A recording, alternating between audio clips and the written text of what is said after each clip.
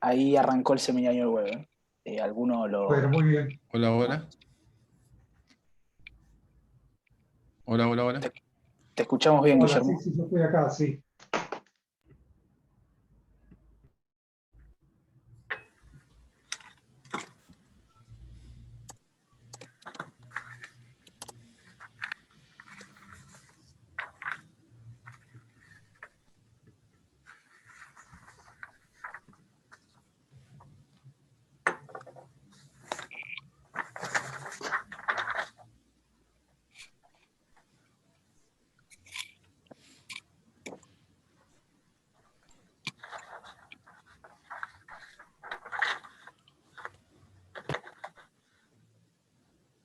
Hola, hola, hola. Hola, Guillermo.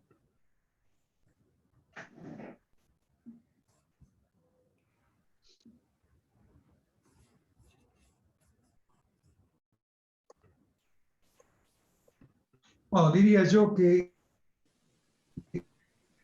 Hola, hola, eh, hola. eh,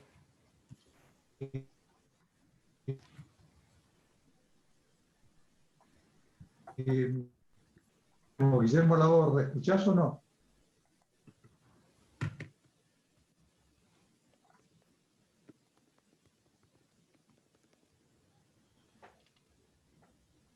Guillermo Laborda, ¿escuchás o no?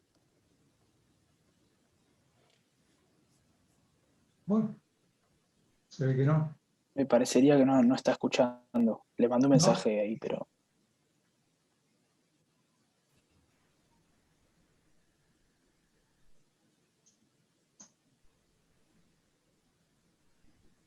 Hola, hola, hola. Hola, hola, hola. Hola, hola, Te hola. escucho perfectamente. Buenísimo, ¿Me escuchás ya? buenísimo. Perfecto, gracias, profesor. Un gusto, como siempre. Andrés, Bueno, un gusto, ¿cómo igualmente. anda? Bueno, me alegro de que los escuches. Ahí lo veo a Andrés Buenísimo, muy menos. concentrado. Permiso. Andrés, ¿vos me escuchás o no?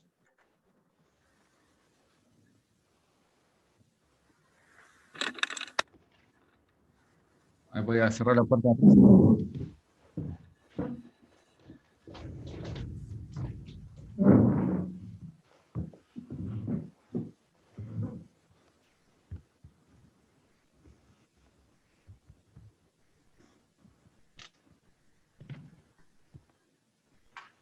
Bueno, un gusto. Andrés tampoco escucha.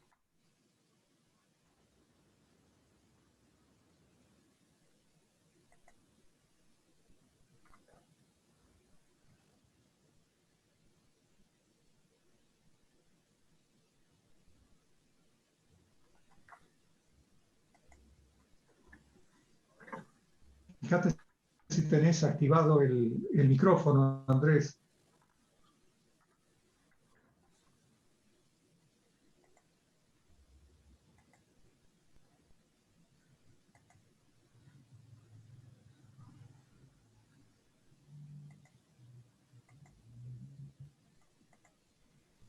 Ignacio, ¿vos podrías ayudarlo a Andrés? Su micrófono está activado. Tal vez tiene la computadora muteada. Le mando un mensaje por el chat, pero no sé si lo leerá. O si querés te mando el teléfono de él.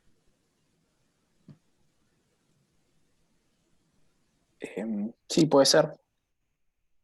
A ver, O, o si, o si no, no sé si preferís hablarle directamente vos por teléfono. Tal vez tiene el teléfono a mano ahí. bueno.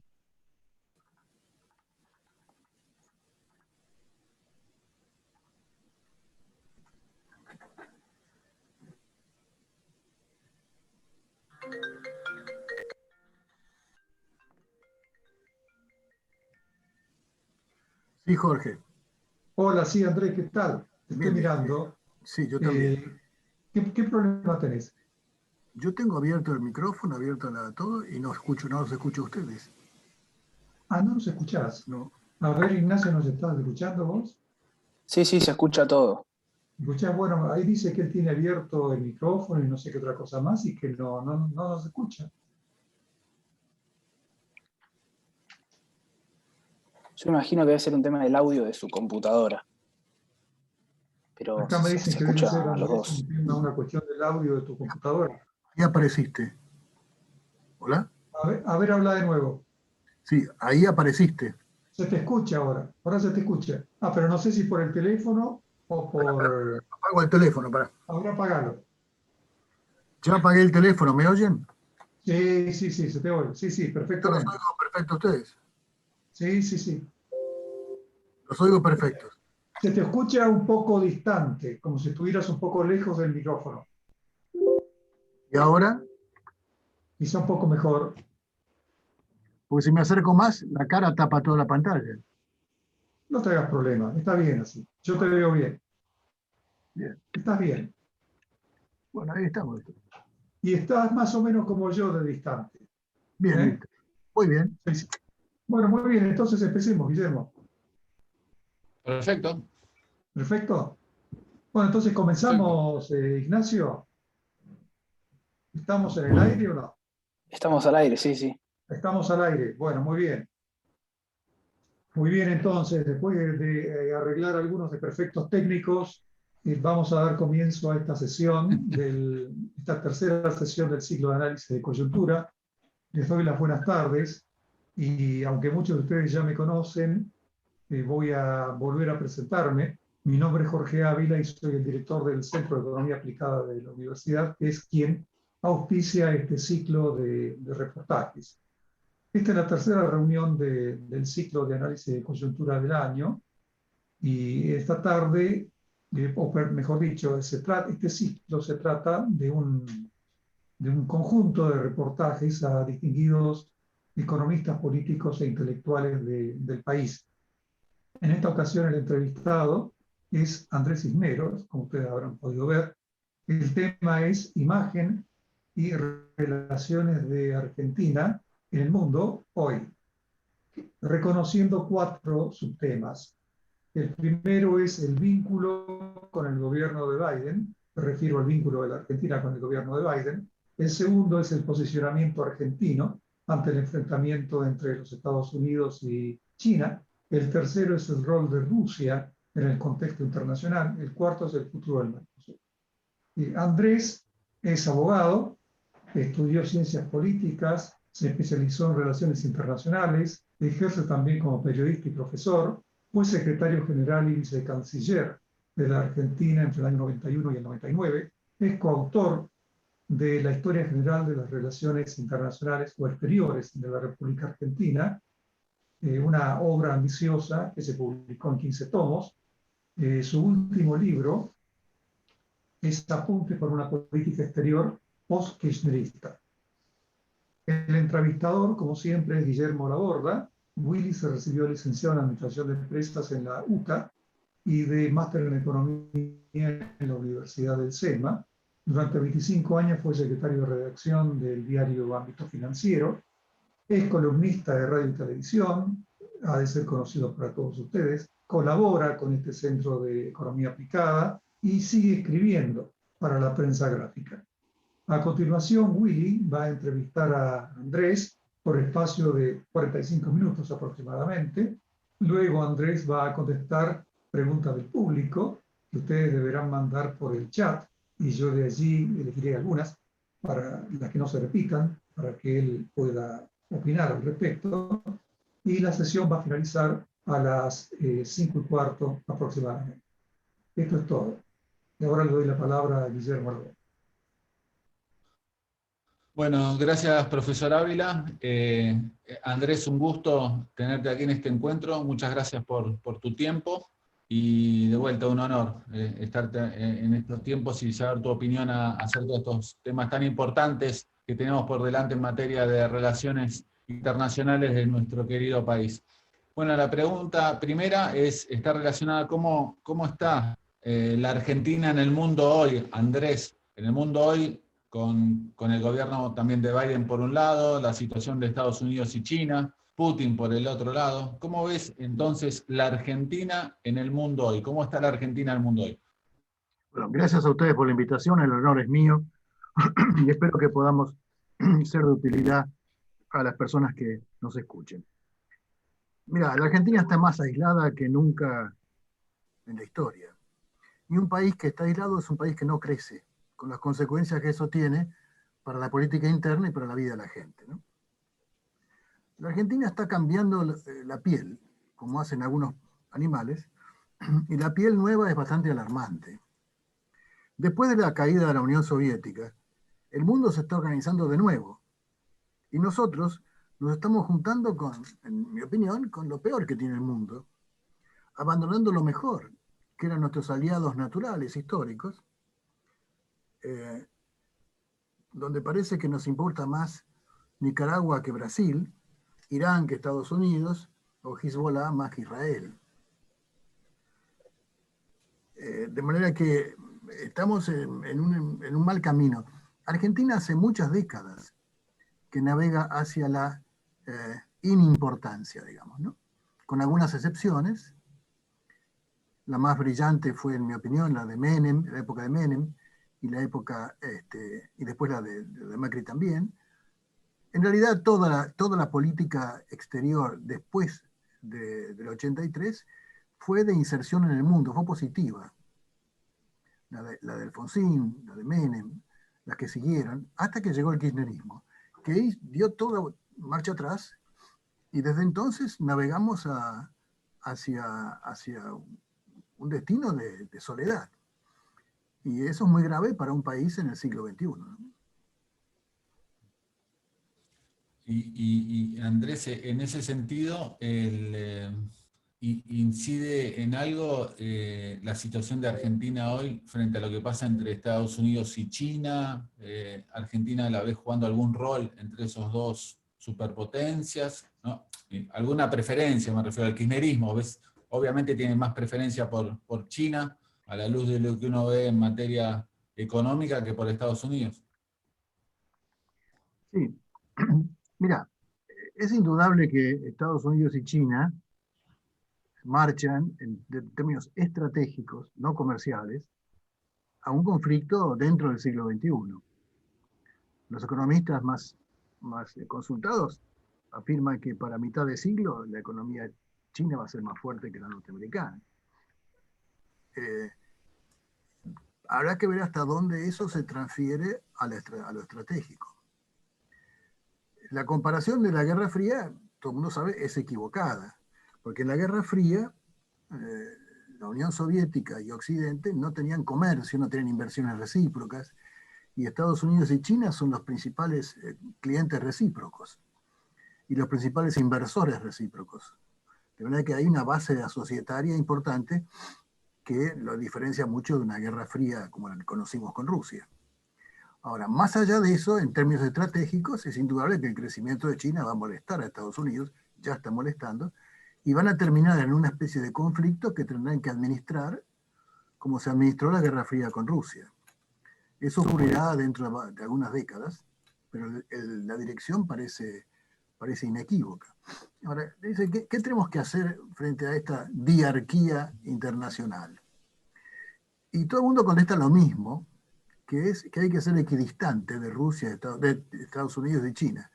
Pero la equidistancia es una respuesta, digamos, que casi no dice nada, porque equidistancia no significa guardar la misma distancia para los dos, necesariamente, porque no tenemos lo mismo que ver con China que lo mismo que ver con Estados Unidos. Desde el punto de vista comercial y económico, China está representando algo muy importante para los países de América Latina, también para Argentina, y crecientemente, más creciendo que Estados Unidos. Pero nuestra vinculación con Occidente, nuestra vinculación de los valores, de la cultura, de las leyes, las constituciones con Estados Unidos y la condición estratégica de vivir en el continente americano, nos liga mucho más con Estados Unidos. De manera que, si me preguntaran mi opinión, yo diría que con China tenemos que hacer todos los negocios que se puedan. Y eso es bueno. Pero hay que tener mucho cuidado en establecer relaciones estratégicas con China, porque eso sería jugar con fuego. Y en ese sentido, el kirchnerismo está jugando con fuego. Es decir, le dio una base en la Patagonia, se discute otra base más en Tierra del Fuego, se discute o se conversa y causó preocupación en Estados Unidos la posibilidad de que la Marina de Guerra china venga a hacer maniobras en el sur, en los mares del sur argentino. Esos son cosas muy delicadas, que además perjudican a la Argentina, por ejemplo, en el caso de Malvinas. Recientemente, algunas opiniones públicas en Argentina se han escandalizado porque la Unión Europea le repuso a Malvinas la exención impositiva para ingresar al mercado de la Unión Europea con el calamar. ¿Y qué esperábamos? Es decir, los países de la Unión Europea, varios países de la Unión Europea, son miembros de la OTAN, junto con Gran Bretaña. Tienen que reaccionar. Es decir, las Malvinas no son un interés propio de Gran Bretaña solamente. Toda la Unión Europea tiene mucho interés, a través de la OTAN, en Malvinas. Y van a mantener ese interés y esa presencia más allá del tratamiento que le dé la Unión Europea a Gran Bretaña. Es decir, las Malvinas no son solamente un archipiélago, son la puerta de entrada al Pacífico y la puerta de entrada a la Antártida. De manera que tiene un valor estratégico para la Unión Europea. Bueno, y nosotros pareciera que no nos damos cuenta, porque en la medida en que le demos bases a China, la Unión Europea y Estados Unidos van a seguir aumentando su apoyo a Gran Bretaña y Malvinas, con lo cual nuestra causa nacional se debilita mucho más. De manera que hay que tener mucho cuidado. La experiencia de los inversores chinos y de los préstamos chinos en el África no es muy recomendable. Han tenido mala experiencia en África. Y algunos de los contratos que hemos firmado con China son por lo menos discutibles. Han sido adjudicaciones directas de obras públicas, no hubo concursos para hacer esas obras, y algunos de los contratos tienen cláusulas secretas que no se conocen. De manera que en el caso de la base que está en la Patagonia, son 200 hectáreas en las cuales prácticamente no podemos ejercer soberanía. Lo maneja exclusivamente el ejército de China. De manera que hay que tener mucho cuidado con China y su lógico interés nacional chino de expandirse, pero no necesariamente coincide con el lógico interés nacional argentino. De manera que vamos a tener que hacer un equilibrio muy importante entre los dos, sobre todo para no ser malentendidos el uno con el otro. Justo me hacías recordar, Andrés, recientemente en las negociaciones con el Club de París, una de las condiciones impuestas por los países que están dentro del Club de París es que Argentina mantenga el mismo trato que le da China a los integrantes del Club de París, porque, o casualidad, en función de lo que me estás diciendo, Argentina le vino pagando todo este año y el año pasado a China préstamos bilaterales, cosa que iba a seguir haciendo durante todo este año y el año que viene, y que no quería hacer lo mismo con los integrantes del Club de París. Bueno, se pusieron muy firmes y incluso salieron a la luz esos contratos con condiciones secretas o condiciones ocultas que también condicionan la situación de la Argentina, en definitiva. O sea, que se ve en materia financiera también esa situación en lo que estamos viendo ahora con el Club de París. Claro, y ahora hay otra nube de sospecha con la hidrovía, ¿verdad? Si China termina Claro. la hidrovía argentina de una manera que no sea por un concurso internacional, va a ser un problema serio. ¿Y qué puede uno sorprenderse con el ejemplo que vos das si Argentina estaba pagándole a China y no pagándole a los demás? La verdad es que en alguna parte, no sé si en el Instituto Patria o no, hay yo lo calificaría casi como un delirio de establecer con China un acuerdo como el que Argentina estableció con Gran Bretaña en la generación del 80. ¿Mm? Una especie de protectorado económico, comercial y político que nos permita financiarnos con China, olvidarnos de Occidente y no sufrir las consecuencias de nuestros incumplimientos. Y eso, tratándose de una potencia como China, es una jugada extremadamente peligrosa. Sí, sí. Conviene recordar siempre que no estamos hablando de un país democrático, ¿no? Que conviene siempre recordar, ¿no? Dicho sea de paso, Andrés, ¿cómo ves jugando a Rusia en este sentido, en esta puja? O Rusia ya por el tamaño no juega un rol importante. Mira, Rusia tiene un papel internacional de mucho peso por el armamento. Es el segundo país del mundo en armamento nuclear, ¿no? Y en tecnología de ese tipo. Pero digamos, el imperio ruso por ahora, que está en manos de un hombre muy imperial como Putin, se limita al entorno ruso, ¿no? Como el chino también. El chino por ahora está creciendo alrededor de China, Mar de China, todo, y Rusia también. No, ya no están trabajando como en la Guerra Fría con un objetivo planetario, ¿no? Eh, pero el caso de Rusia es muy, muy interesante porque mucha gente del actual gobierno cree, evidentemente, que el tema ideológico es fundamental en las relaciones internacionales, ¿no? Porque son del mismo palo que nosotros. Bueno, eh, y creen que Rusia y China no son más países, que no son países capitalistas, y son terriblemente capitalistas. Y se mueven por los intereses nacionales, no por la ideología. El caso de la compra de vacunas es terrible. No le hemos comprado vacunas a Estados Unidos. Nadie explica por qué, pero le hemos comprado vacunas a Rusia y a China. Y la vicepresidenta dijo en público, fíjense, si no le compramos a Rusia y a China no tenemos vacunas, y eso no es cierto. Hay un factor ideológico en la política exterior argentina que distorsiona la defensa de los intereses nacionales, que es el objetivo de la política exterior. Y eso de que son del mismo palo y por lo tanto nos van a ayudar, viene de lejos en el kirchnerismo. Cuando, cuando vino el tema de las pasteras con Uruguay, el presidente Kirchner de aquella época dijo públicamente que el entonces presidente de Uruguay no iba a firmar el acuerdo de las pasteras porque era del mismo palo que nosotros. Y por supuesto el presidente de Uruguay, que cuando era oposición se oponía a las pasteras, cuando fue presidente las firmó porque era del interés nacional uruguayo. Es decir, anteponer la ideología al interés nacional es extremadamente peligroso. Y todos los países que lo han hecho han tenido un fracaso muy grande.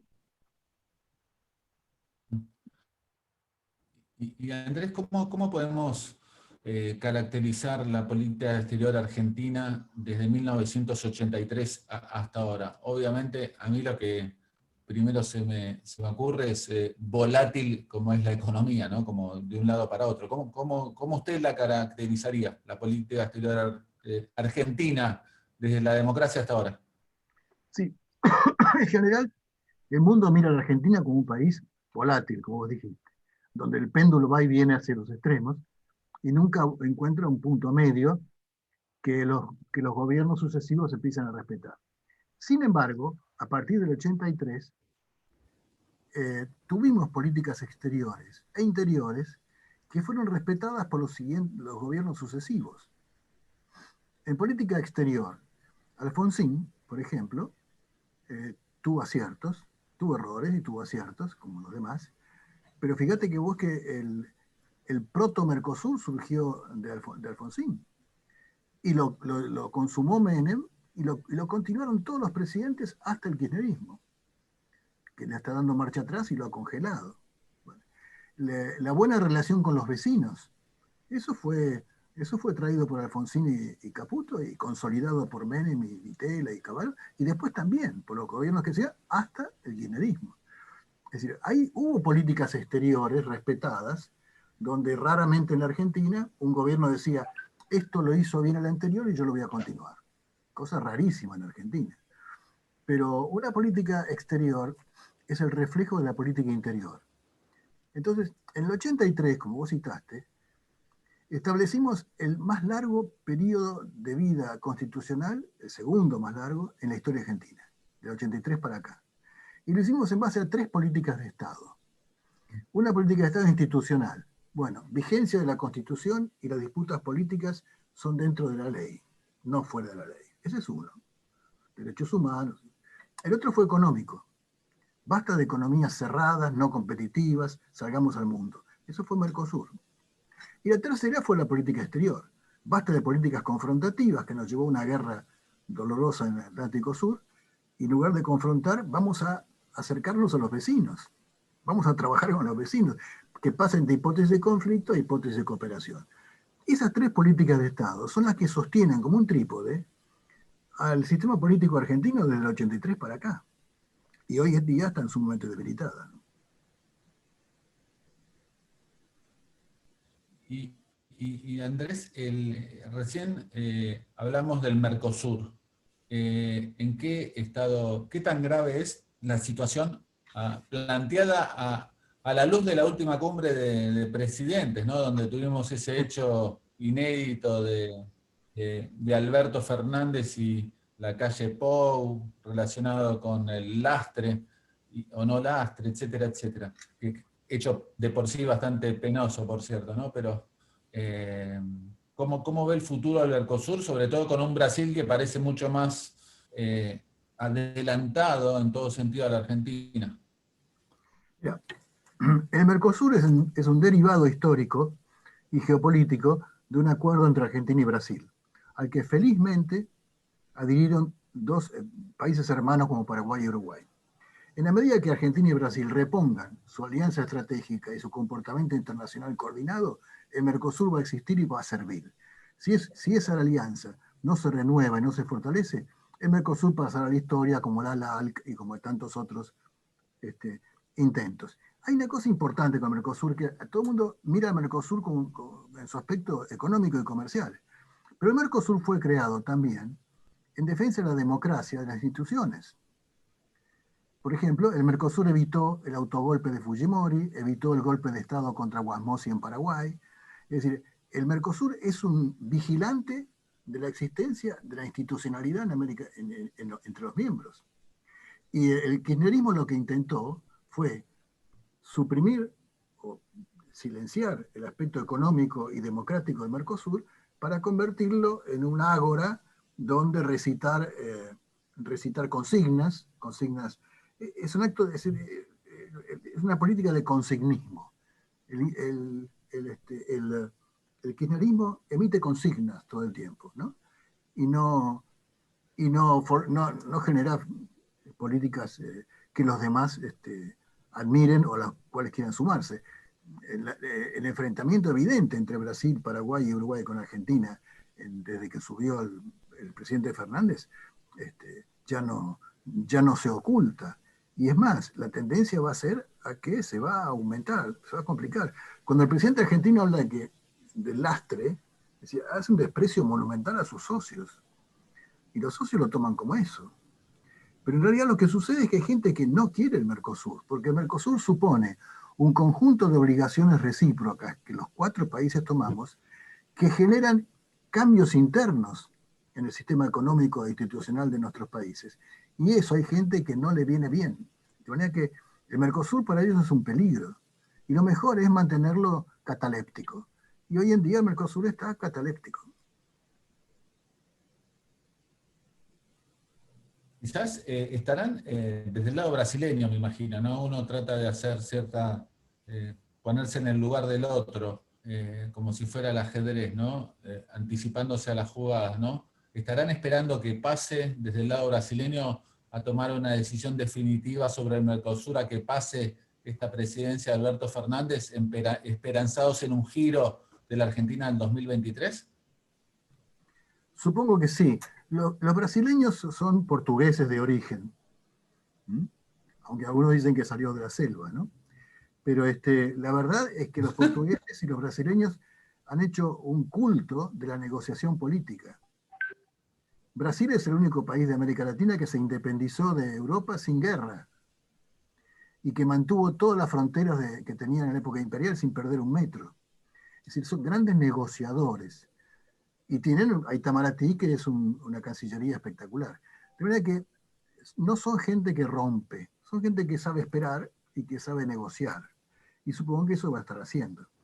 La verdad es que los propios brasileños tienen un dicho que dice: Brasil es el país del futuro y siempre lo será, ¿no?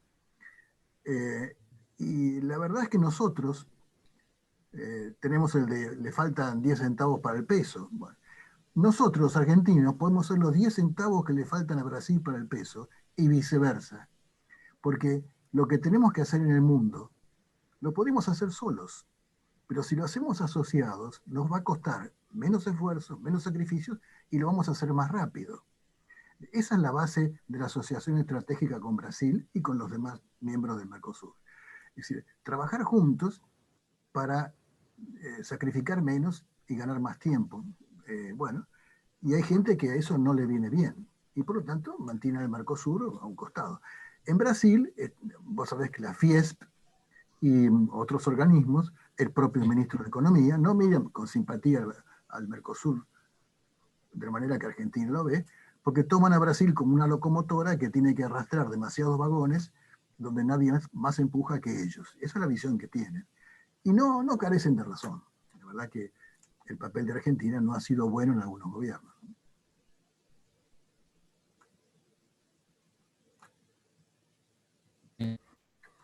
Cuando nosotros hablamos recientemente de China, Estados Unidos, me imagino que también la política exterior argentina es reflejo de lo que los ciudadanos argentinos en cierta medida tenemos cierta afición o simpatía a nivel países, ¿no?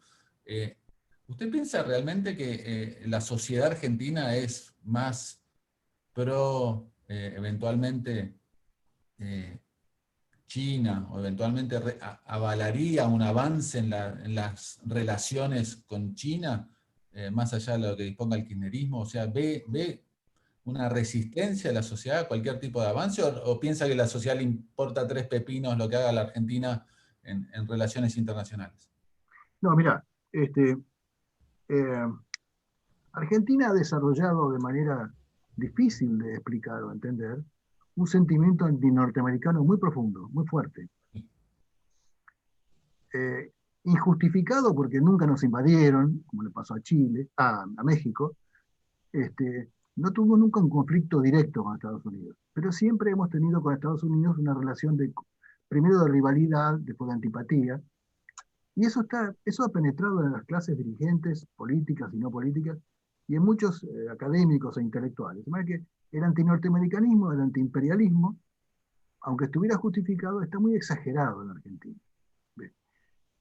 Hay países como Japón, o Alemania o Italia que perdieron una guerra con Estados Unidos y después de la guerra se entendieron. Y nosotros no hemos podido entendernos nunca con Estados Unidos.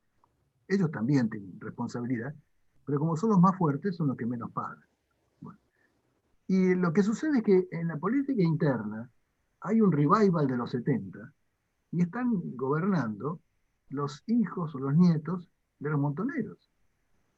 Entonces, y esa gente es muy antiimperialista, muy proizquierda, ¿verdad? Y, por supuesto, promueven cualquier alternativa de alianza internacional que no sea con Estados Unidos. Entonces, China les viene perfectamente el pelo. Además, hay un fenómeno mundial, y es que a partir de que China y Rusia se convirtieron en el capitalismo, y con éxito, capitalismo de Estado, mucha gente empieza a pensar: caramba, el capitalismo no necesita de la democracia, se puede tener con autocracia. Y eso es un fundamento importante para todos los populismos de América Latina, donde dicen, bueno, es posible tener líderes autocráticos y mantener el capitalismo. Y bueno, es lo que está ocurriendo en Argentina. En Argentina el gobierno se está apoderando de la economía. No hay día que no estaticen algo nuevo. Están generando una economía de Estado capitalista. Eso aparentemente es el objetivo si no mira su accionar. El, el, eh, Cuando usted hacía referencia a Itamaraty y en cierta medida ponderaba en su accionar, cuando uno mira el cuerpo diplomático argentino, en primer lugar, ¿cómo calificaría usted el cuerpo diplomático argentino? Y en segundo lugar, ¿hace falta realmente o habría que cambiar algo me imagino, con los embajadores políticos que aparecen esos dedazos de los presidentes de turno y para cargos realmente importantes, en lugar de poner gente idónea con carrera, ponen gente a la cual les premian tras un desempeño poco feliz como ministros, por ejemplo, o por simple amistad o pago de cuentas políticas? ¿Cómo sería un sistema ideal, digamos, en ese sentido? Bueno, los sistemas ideales son según el país. Brasil, por ejemplo, tiene un sistema muy rígido, en donde solo se opera con diplomáticos de carrera, excepto Sí. el canciller, que puede ser de carrera o puede ser político. Los demás son de carrera. Otros países muy respetables, como Francia, Inglaterra, como ustedes elijan, España, tiene un sistema mixto como el de Argentina. Mi experiencia de 9 años en la Cancillería me indica que dos cosas. Una es la tara política de que la clase política argentina utiliza a la Cancillería como el basurero nuclear donde mandar parientes, amigos y el colega, el correligionario que perdió la última elección. Y entonces se puebla de gente que no sabe de qué se trata. Generalmente van a países de habla hispana porque no hablan otro idioma, pero se complica. Ditela y Menem establecieron un límite de 15 diplomáticos no de carrera, 15 embajadores no de carrera. Tenemos más de 80 puestos de embajadores en el mundo. Eso ha sido violentado y ahora se designa no solo embajadores, sino debajo de los embajadores a más militantes políticos. Y del otro lado, del lado de los diplomáticos de carrera, hay muy buenos, comparables a los mejores del mundo. Pero, lamentablemente, como pasa en toda organización colectiva, hay un porcentaje, 20%, cualquiera, que son pancistas, es decir, esperan el ascenso del fin de año, el traslado, no corren riesgo, no se mueven porque tienen una carrera en dólares, con viajes por el mundo y, y muy, en inglés es flamboyant, es decir, muy lucida, digamos, ¿no? Eso pasa en todas partes. De manera que lo bueno es tener embajadores buenos, políticos o no políticos, políticos o de carrera. Yo puedo mencionar excelentes embajadores políticos, pésimos embajadores políticos, también del gobierno que yo participé, y embajadores de carrera excelentes, que los hay muy buenos. El problema consiste en que ahora ha sido colonizado. Cuando Ditela se retira a fin de siglo XX, dejó a 800 diplomáticos de carrera y 800 empleados administrativos. Hoy hay 1000 y pico, 1300 diplomáticos de carrera, no sé dónde no lo pueden poner en ningún lado. Y hay más de 3000 empleados administrativos. Sobran por todos lados. En realidad es el premio a los el mecanismo típico del kirchnerismo, que es el premio a la militancia y el desprecio a la meritocracia, ¿no? Ahora, qué difícil cambiar eso, ¿no, Andrés? Muy difícil, me parece. Tal vez sí, tal vez no, pero la cuestión es empezarlo. Sí. Hay que empezarlo, cometiendo errores, pero lo importante es que cuando uno se va, deja señalado el destino correcto, digamos, ¿no? Y me parece que tenemos que tener una esperanza. La Argentina es un país que se puede levantar, tiene que levantar. Lo que pasa es que en lugar de ser subdesarrollado, es un país subgobernado. Y la verdad es que tenemos los gobernantes que votamos. Y a veces eso desconcierta y desalienta un poco, ¿no? Andrés, la última pregunta por mi lado, antes de ir a las preguntas de los asistentes. ¿cómo está viendo lo que sucede en Sudamérica en los diferentes cambios políticos? Tuvimos, bueno, el Brasil actual. ¿Qué opina el Chile de hoy con la reforma de la Constitución? El giro, bueno, me parece bastante racional que tuvo Ecuador. ¿Qué puede pasar en Perú? Y yéndome un poco más al norte de Sudamérica, México, ¿no? ¿Cómo está viendo la situación política en general y ya ampliándolo a Latinoamérica, dado que incluye a México? Hay, hay un sistema de estadísticas que está en Internet, este, donde se puede verificar que más de la mitad de los latinoamericanos preferiría perder la vida institucional si gana en su vida económica. Es un dato importante y alarmante, ¿no? México es un caso especial porque está tan ligado a Estados Unidos en su comercio que su política exterior está demasiado influida por esas circunstancias. A mí me parece que lo que pasa en el populismo de América Latina está muy claro. La gente que prefiere perder sus derechos civiles si gana económicamente viene de décadas y décadas y décadas de no progresar, de que el sistema no progresa. Y entonces dicen, bueno, si con la democracia no progreso, probemos con otra cosa. Y ahí aparecen los líderes iluminados, como Chávez, que le prometen soluciones inmediatas y se las dan, duran poco tiempo. Y la gente se entusiasma y se enfervoriza. Una de las razones por las cuales Chávez y Maduro subsisten tanto tiempo es porque los anteriores a ellos eran muy malos. Y la gente tiene un recuerdo muy malo de quienes lo gobernaban invocando la república, democracia, porque en realidad eran gobiernos de una enorme injusticia social que nunca cambiaba. Y entonces la gente dice, bueno, quiero votar otra cosa, quiero cambiar otra cosa. Y es muy difícil luchar contra eso porque mientras los populismos proponen soluciones inmediatas mágicas, los republicanos proponemos soluciones a largo plazo, seguras, que echan raíces muy profundas, pero que hay que trabajar muchos años para conseguir los resultados. Y mucha gente no quiere esperar más. Yo creo que ese es el problema actual y tenemos que apelar al recuerdo de nuestros abuelos que hicieron grande a este país trabajando para sus nietos, ¿no? ¿Qué solución le ve al caso Venezuela? ¿O tenemos mucha dictadura por mucho tiempo y muchos años en Venezuela? Porque hay una conjunción de intereses desde el narcotráfico hasta, me imagino, también China y Rusia ahí adentro. ¿No escuché bien el caso de quién? Venezuela. Ah, Venezuela. Bueno, el caso de Venezuela es asombroso, un país riquísimo, hundido en la miseria más absoluta. Me parece que desgraciadamente Venezuela es la tormenta perfecta.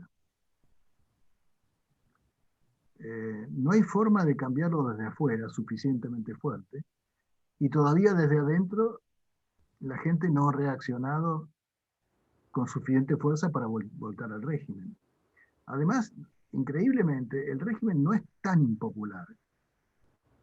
Es cruel, es terrible, es violador de derechos humanos, pero hay mucha gente que todavía lo sostiene, por muchos motivos. Pero me parece que vamos a tener que esperar que los propios venezolanos empiecen el camino para apoyarlos, pero todo lo que se ha hecho hasta ahora, fíjese el caso de Guaidó. Guaidó está congelado, sentado en una silla opositora, sin arrastrar a la mayoría de los venezolanos detrás de una causa republicana, de retorno a la democracia. No reaccionan. Y me parece que va a tomar mucho tiempo, mucho tiempo. Las dictaduras absolutistas, como pasó en Cuba, tienen maneras de subsistir muy fuertes, sobre todo si Maduro repite lo que hizo Fidel Castro, que es apoyarse en su momento en Rusia, después en China ahora. Es decir, hay un juego internacional que le puede permitir subsistir. Y tanto China Ahí no como hay un Rusia. actor Andrés, no hay un actor Andrés digamos que ha ganado protagonismo en las últimas décadas, que es el narcotráfico, como Completamente. sostén de estas dictaduras? Completamente. Y el narcotráfico es un socio ideal para los populismos autoritarios, porque es mucho más fácil sobornar y asociarse con un autócrata que con hacerlo con presidentes o dirigentes republicanos y democráticos. De manera que el caso de Colombia es muy evidente.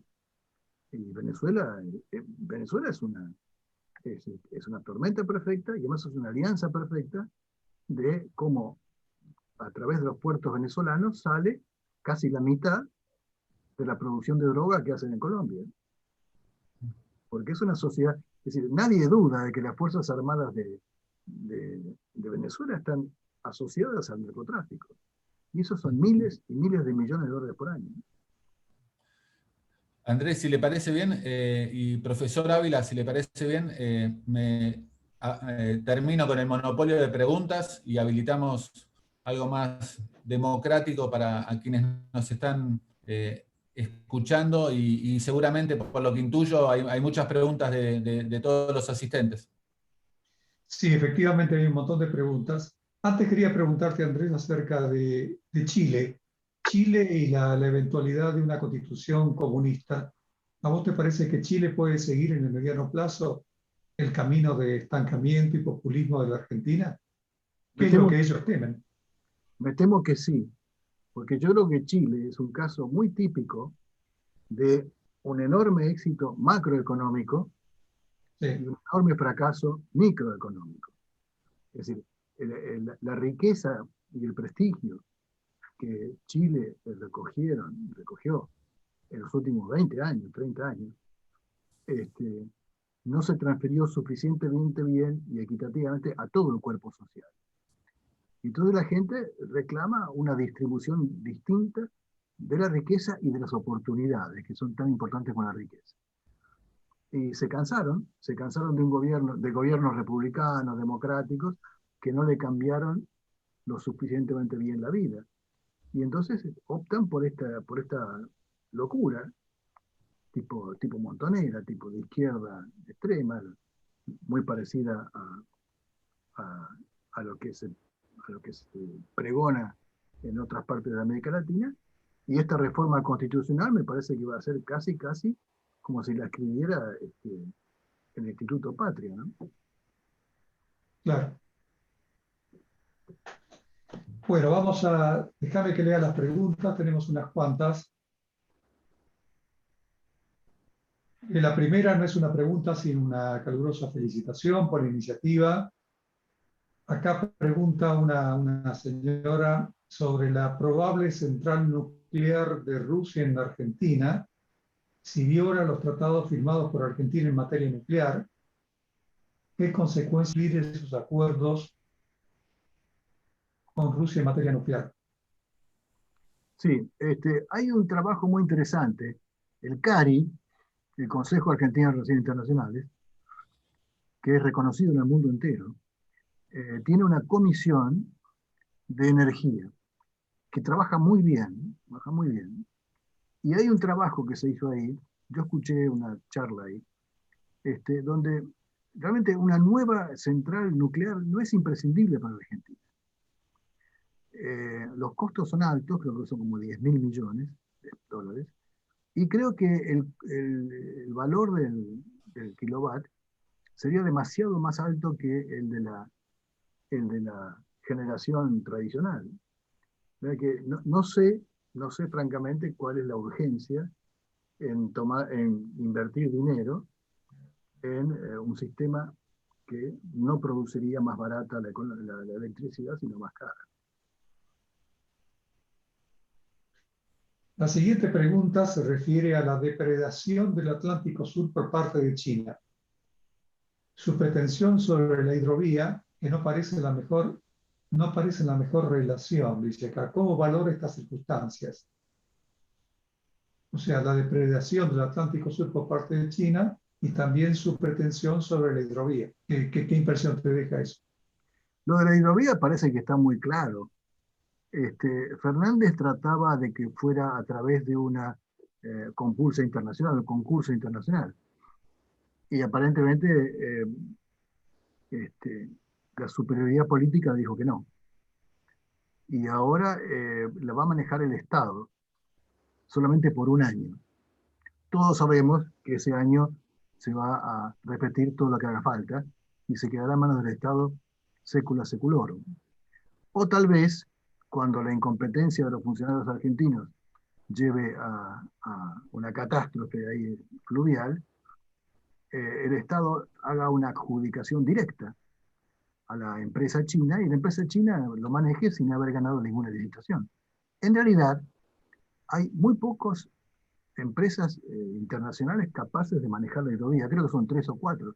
Una es la belga, que la manejó durante muchos años, creo que la otra es canadiense, la otra es china, pero no se hace un concurso internacional. Se la toma el Estado y una vez que el Estado la toma, tiene derecho a adjudicarla de forma directa. Así que lo más probable es que tengamos 1 o varios años de pésima administración estatal y una adjudicación posterior en la empresa china. La depredación es una vergüenza, pero es una vergüenza de todo nuestro gobierno. Es una locura que no podamos tener fuerzas navales capaces de patrullar el sur argentino para impedir que nos roben centenares de millones de dólares por año en pesca, porque nos roban. Los británicos firman, adjudican licencias de pesca generalmente a empresas chinas y españolas, que ya se sabe que van a venir a robarnos el pescado a nosotros, los peces a nosotros. Se sabe. Bueno, vino aquí el primer mandatario español y no se habló una palabra de eso. Cero. Fernández se reunió con el presidente de Francia, no se habló una palabra. Es una vergüenza que los argentinos no podemos defender la soberanía en ese lugar de una manera consistente. Todo porque probablemente no querramos que las Fuerzas Armadas se fortalezcan, porque la idea es que las Fuerzas Armadas deben estar castigadas. Pero nos llenamos la boca con la soberanía de Malvinas, pero la perdemos todos los días en el Atlántico Sur. Yo sobrevolé la zona en su momento, y de noche es impresionante. Es como cuando uno baja en avión en Aeroparque, que se ve todo el Gran Buenos Aires iluminado. Bueno, se ve un Gran Buenos Aires iluminado, son los barcos piratas que están pescando ahí. Es una cosa asombrosa, pero pareciera que los argentinos lo hemos naturalizado. Como se naturaliza todo en esta época. Es decir, los mapuches acaban de robarse centenares de hectáreas en el sur y el gobierno no hace absolutamente nada. Es más, en el día de ayer han retirado la querella. Ahora no están querellando más a los mapuches, que quieren establecer ahí una provincia independiente, una cosa loca. Y la soberanía argentina sufre en todas partes. La siguiente pregunta se refiere al Mercosur. Dice, integrarse al mundo y abrir la economía implica ganar competitividad, para lo cual el sector público debería reformarse y achicar su influencia sobre el privado. ¿Será este el motivo por el cual este gobierno reniega del acuerdo Mercosur-Unión Europea, del acuerdo Mercosur-Canadá, etcétera? Muy probablemente. Es decir, en la medida que el Estado sea eficiente, bueno, no importaría el tamaño. Pero tenemos un Estado que es enorme, elefantiásico, bastante inútil, manejado por gente que no conoce las áreas, no conoce nada, porque en general las posiciones en el Estado se adjudican por méritos de militancia y no por la búsqueda de la persona más capacitada.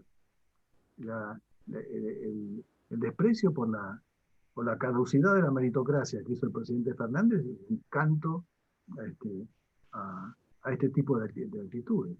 Y por supuesto que en la medida que Argentina se inserte en el mundo hacia afuera y disminuya la influencia del Estado en la economía interna, pasándola a los privados, bueno, tendríamos un país mucho más que progresaría mucho mejor. Claro, claro, claro. Una pregunta de remate, yo creo que ya te has extendido sobre este tema, pero igualmente te la formulo por si tenés algo adicional que decir. Dice, la manifiesta desactivación del Mercosur por parte de nuestro gobierno y el papel regional de Argentina parece ser muy grave. ¿Cuál es su impresión sobre su futuro? Imagino que sobre el futuro del Mercosur será. El Mercosur. Bueno, el Mercosur, creo que más o menos ya lo dije, el Mercosur tiene el futuro que nosotros le demos. No lo tiene por sí mismo, depende de lo que le demos. Es decir, si Argentina recupera su organización interna, su inserción en el mundo y su asociación con los vecinos, el Mercosur es una herramienta espectacular para un desarrollo conjunto.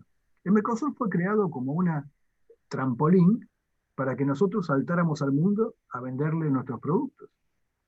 Y el kirchnerismo lo ha convertido en una fortaleza para impedir que los productos ajenos ingresen al nuestro.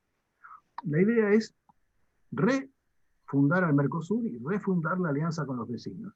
A partir de ahí, el Mercosur puede ser utilísimo, pero mientras nosotros no cambiemos primero, el Mercosur no nos va a servir para nada. Pero con acuerdos Mercosur, Unión Europea, Corea, Canadá. Sin duda. Tenemos que ir a buscar acuerdos con el mundo entero. Es decir, la Argentina es uno de los países que menos acuerdos de comercio tiene con el mundo. Y Chile tiene un récord. Vos lo sabes bien. De manera que depende de nosotros. Hay que ponerse las botas y trabajar.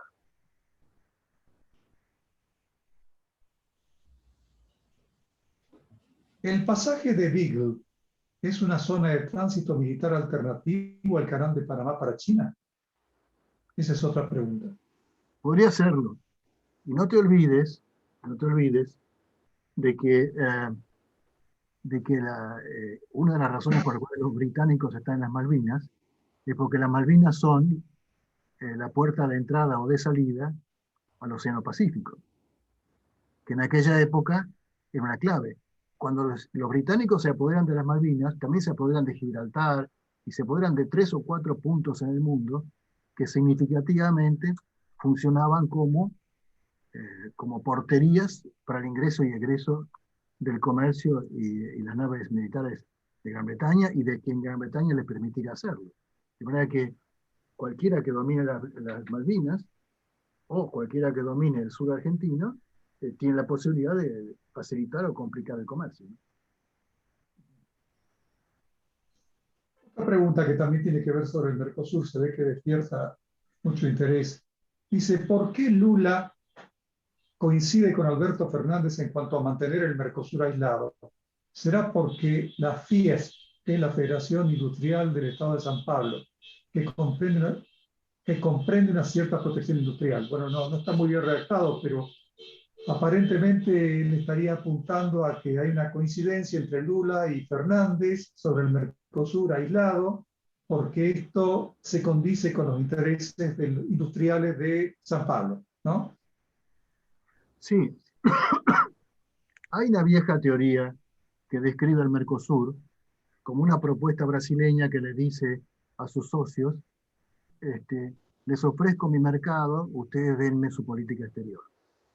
¿No? Es viejo eso, es muy viejo, pero hay gente que lo ha expresado en su política. Obviamente que una política brasileña protectora aísla al Mercosur y le permite hacerse dueña de nuestros mercados, o por lo menos dominarlos sin competencia de nadie más. Y de alguna manera, tanto Lula como Fernández empujan en esa dirección, porque sus políticas internas se beneficiarían. De manera que me parece que está muy claro lo que Lula o Fernández podrían impulsar en Brasil y en Argentina, ¿no? Que en mi opinión es muy chiquitito, porque para un país con la potencia de Brasil y con el prestigio de la Argentina, limitarse a dominar a sus vecinos es muy de chiquitaje. Es una pena histórica para los dos países y espero que los dirigentes que nos gobiernan próximamente se den cuenta de que tenemos un destino mucho mayor que el de dominar a los vecinos. Muy bien. La posible base de apoyo logístico de China en Ushuaia se debe a que los chinos quieren proyectarse en la Antártida. se debe a varias factores, pero ese es uno de ellos. Los chinos ya tienen varias bases en la Antártida y aspiran a la Antártida. Y como vos sabés, la aspiración argentina a la Antártida coincide con la británica. La británica es aún mayor que la nuestra, pero coinciden, están solapadas. De manera que hay un conflicto muy grande ahí con Gran Bretaña en el futuro, que si no resolvemos Malvinas no vamos a poder resolver la Antártida. Y si nos manejamos en la Antártida con Malvinas vamos a perder las dos. Bueno, de manera que hay un factor chino, que nos podría ofrecer fortaleza para enfrentar a la pretensión británica en la Antártida, siempre que fortalezcamos las pretensiones chinas en la Antártida, que no coinciden con las nuestras. Es decir, China no pretende la misma superficie que pretende Argentina, como si lo hace Gran Bretaña. De manera que ahí hay una oportunidad para trabajarla con mucho cuidado, pero ahí está. Muy bien.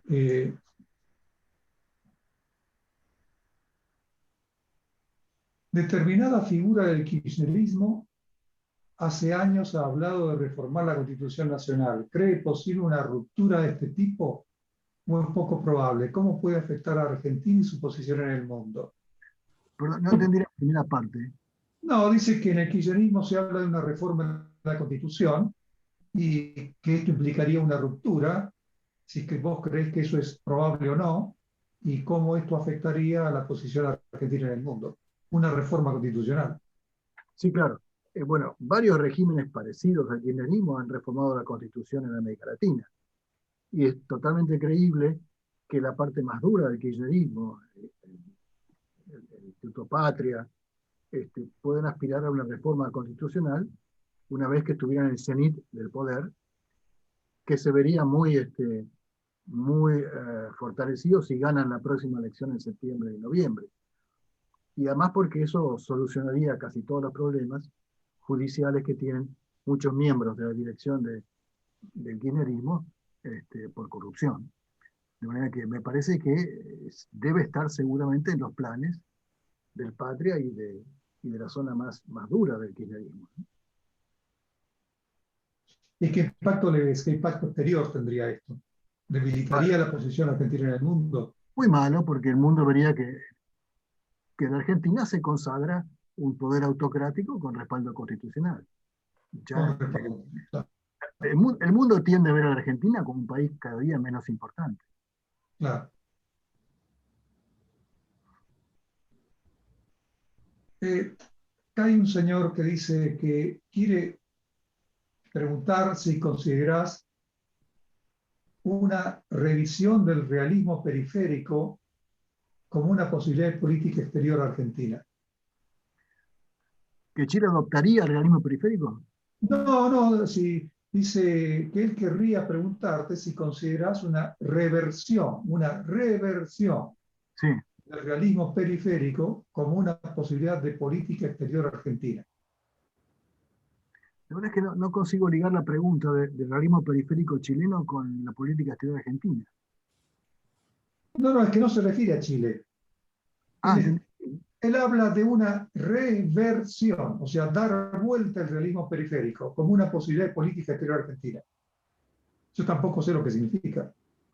Sí, bueno, tal vez no tiene mucho significado. Se identifica, pero se identifica al realismo periférico con la política exterior de Menem, básicamente, porque durante 6 meses trabajó con Di Tella Carlos Escudé, que es el padre intelectual del concepto, y que básicamente dice que hay que mirar el mundo con los ojos de la periferia y no con los ojos del centro. Sí, por supuesto, el kirchnerismo está muy en contra de esa visión del realismo periférico, completamente. Ajá.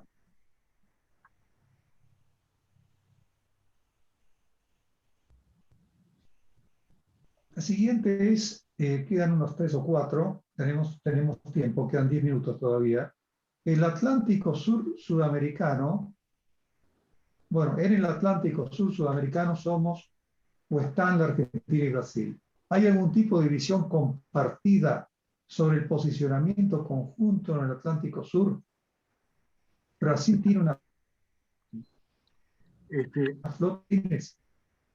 desgraciadamente no hay una posición compartida eh, formalmente establecida, pero están todos los elementos dados para que Argentina y Brasil, más Uruguay, generen un posicionamiento internacional respecto del Atlántico Sur, con alguna coordinación con Chile por el Pacífico Sur.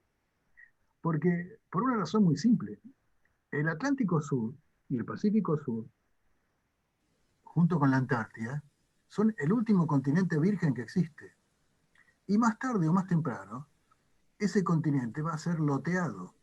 Se van a adjudicar allí eh, jurisdicciones nacionales o de algún tipo, ¿no?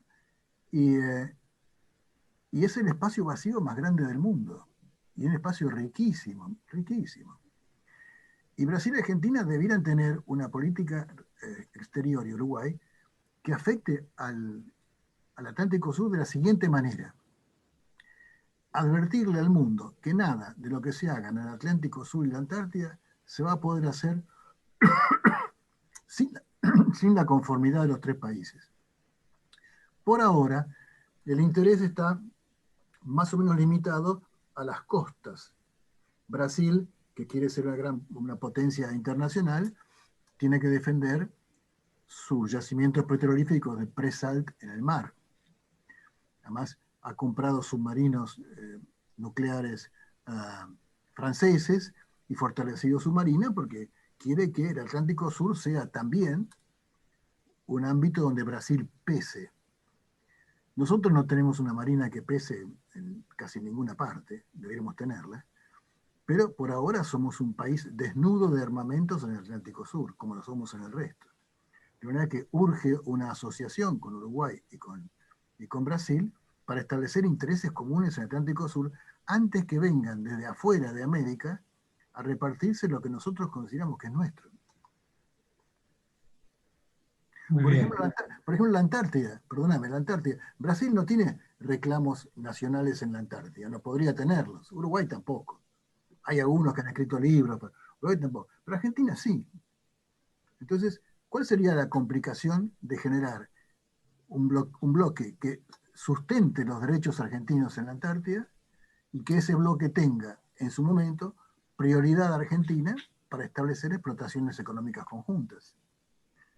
Por ejemplo, con Brasil. Eso es importantísimo.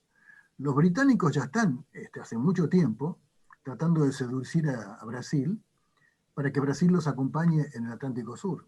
Espero que no tengan éxito.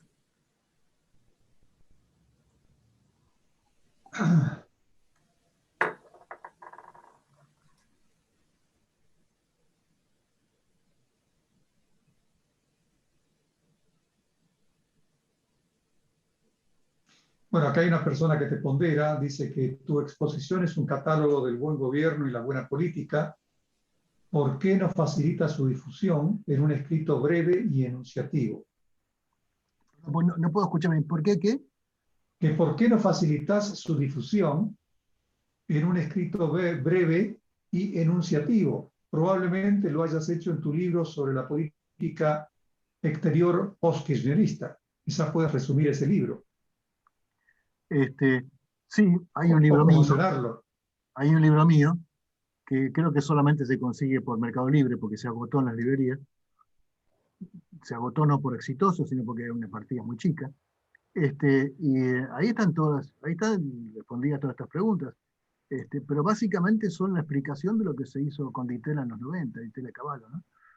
Que me parece que habría que no repetir, pero sí potenciar en la misma dirección.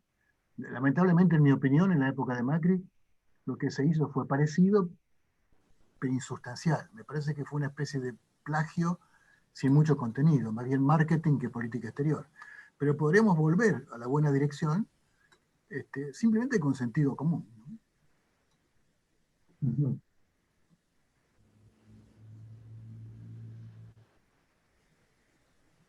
A ver.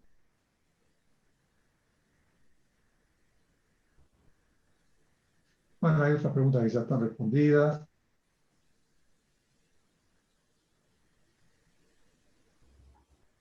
Dice, en caso de lograr mayoría en las cámaras en las próximas elecciones, ¿se podrán derogar los contratos espurios que se están llevando a cabo y que atacan a nuestro país? Sí, seguramente es posible hacerlo. Costaría un trabajo político notable, pero bueno, la Argentina tiene que ponerse las botas, como dije antes, remangarse y trabajar en la buena dirección. Y esa sería una buena dirección. Bueno, acá hay una pregunta, yo creo que es una pregunta un poco extrema, pero no deja de ser realista. Y dice, ¿a cuánto estamos de la secesión de nuestro país? Partiendo de la base de este modelo de gobierno marxista que promulga el ataque a la propiedad privada. Bueno, las secesiones en América Latina han existido. En el siglo XX hubo un movimiento muy importante de secesión de parte del territorio boliviano para venir a Argentina. Eso después se canceló, por suerte. Pero no, yo creo que me parece que no tenemos. Hay también un proyecto medio, medio lunático de secesión con el sur de Brasil, atravesando Uruguay y terminando en Chile, que es la zona más rica de los tres países, este, que ha merecido publicaciones y estudios y trabajos, pero bien, no hay nada, no me parece probable, francamente no me parece probable. A la luz de todo lo que estamos hablando, ¿qué opinas sobre lo que podría pasar en la negociación con el Fondo Monetario Internacional? ¿Cómo cree que terminará esa negociación? Supongo que va a terminar bien, obtendremos un nuevo plazo con intereses no muy bajos, porque al Fondo Monetario y a los países que manejan el Fondo Monetario no les interesa un país como la Argentina quebrado, que de esa manera terminaría inequívocamente en manos de una dictadura populista que nadie quiere. Tenemos un récord histórico de defaults y de falta de pago de nuestras deudas, y el mundo está acostumbrado. Y yo creo que nos van a aceptar de nuevo a un precio caro y con mayor pérdida del prestigio argentino, ¿no? Bueno, acá tenemos una última pregunta, retorna al Mercosur y pregunta lo siguiente, si es concebible que en algún momento se desarrolle una posición conjunta del Mercosur en política exterior a la manera de la Unión Europea, si esto sería una alternativa conveniente para Argentina y Brasil o si tenemos demasiados intereses contrapuestos. Bueno, ya que es la última pregunta, les agradezco la paciencia y celebro porque es la primera vez que no me preguntan sobre las relaciones carnales y los ositos Winnie the Pooh. La verdad, es un tema gracioso, pero bueno, ya pasó, por lo visto no hay más. Pasaron 20 años ya. Sí, pero debo decir que ninguna de las dos cosas existió. Ditela jamás dijo la frase relaciones carnales. ¿No? No. Hay cosas que no se conocen. Por ejemplo, no sé cuántas de las personas que tienen la paciencia de oírnos saben, no sé si ustedes dos mismos, con todo respeto, que son gente, todos los que estamos acá somos gente más informada que el promedio, que Gran Bretaña ofreció 2 veces devolver la soberanía a Malvinas y las 2 veces le dijimos que no. Hay cosas que se desconocen. Y lo de Winnie the Pooh y las relaciones carnales son 2 mentiras, que en otra oportunidad la puedo explicar. Bueno, la pregunta era la política exterior común con Brasil, con la si Unión podrían Europea. llegar a una suerte de arreglo de la Unión Europea o a intereses coincididos. Sí, pero al revés. Esto es, en la Unión Europea terminaron teniendo una política exterior común después de integrarse económicamente, institucionalmente, tuvieron un tribunal de justicia y política exterior en común. Acá hacemos al revés, ¿no? No tenemos éxito en integrarnos, nos estancamos en la primera etapa del Mercosur, que es la zona de libre comercio, no progresamos y ya queremos tener políticas en común. Chávez propuso un ejército en común, disparates así. Es decir, en general los políticos cuando fracasan, no dicen fracasamos, hacen anuncios del como si tuviéramos una política exterior. ¿Cuántas veces y cuántos gobernantes argentinos anunciaron una moneda común del Mercosur? Varias veces, como si la tuviéramos. Mentira, no la tuvimos nunca. Dice, vos sos un economista distinguido y sabés perfectamente que mientras no haya un sustrato macroeconómico en común, la integración es imposible y obviamente la política exterior tampoco. Ahora, tenemos dirigentes que no han sido capaces de acordar con Brasil. Somos el segundo y el tercer exportador más grande de soja del mundo. Y no hemos podido establecer un frente común para exportar soja al mundo. Precios, condiciones, nada, no lo hemos hecho. Bueno, de manera que falta muchísimo para que tengamos una política exterior en común. Bueno, muy Andrés, bien. Sí, sí. perdón, Andrés, me Guillermo, quedó adelante. la duda. Mencionaste lo de Gran Bretaña y el ofrecimiento de la soberanía de la Argentina. ¿Cuándo ocurrió eso? En el último gobierno, les aclaro, no es algo que yo digo y otros contradicen, estamos en discusión. No, lo que voy a decir ahora no lo contradice nadie. Están los libros, están los papeles de la Cancillería y no hay nadie que diga lo contrario. Es así. En el último gobierno de Perón, el, el embajador británico le presentó al canciller argentino una propuesta por escrito igual, semejante a la de Hong Kong, en la cual nos reconocían la soberanía inmediatamente, año 73, inmediatamente, y la hacían efectiva 100 años después, como pasó con Hong Kong el mecanismo, ¿no? Bueno, entonces Perón le dijo a su canciller Viñes, mire Viñes, vaya, negocie que en lugar de 100 sean 50, pero agarre, vamos, metámonos en las Malvinas. Perón murió semanas después y los que sucedieron a Perón, bueno, no tuvieron el prestigio, el peso para poder negociar semejante cosa. Y la segunda vez lo hicieron 5 meses antes de nuestra invasión a las islas. En noviembre del 81, el primer ministro británico envió a un vicecanciller, no es así el nombre, pero que se llama Nicholas Ridley, y lo envió con una oferta muy parecida.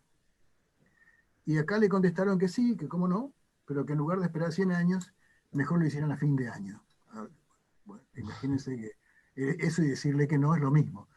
No hay documentación al respecto. Alguien que trabajó mucho esto fue Joffre, Tata Joffre. Lo más probable es que el gobierno militar de aquella época, con una pésima cancillería, haya pensado que si están tan débiles por ofrecer devolvernos las islas, mejor se las sacamos de un sopapo y quedamos como héroes. Bueno, y el resto de la historia ustedes ya lo conocen. Qué triste. Bueno, muy bien, Andrés. Ya son las 5:20 prácticamente. Tu exposición ha sido realmente muy interesante, ha tocado un montón de puntos, lo cual se ve en la gran cantidad de preguntas que he recibido. Hemos tenido un récord de audiencia en el pico, lo cual es fluctuante, pero es un récord de audiencia. Y me parece que hemos pasado todos un momento sumamente interesante y enriquecedor. Así es que te agradezco mucho tu presentación, que te hayas prestado para este reportaje. Es un gusto volverte a ver después de tantos años. Y gracias, Guillermo Laborda. Tus preguntas también fueron Un muy honor. puntuales y muy varias. Un Y honor, muchas Andrés. gracias a toda la audiencia. Hasta pronto. Muchas gracias a todos ustedes. Chao, Andrés. Hasta luego. Es un gusto. Adiós. Hasta luego. Salgo.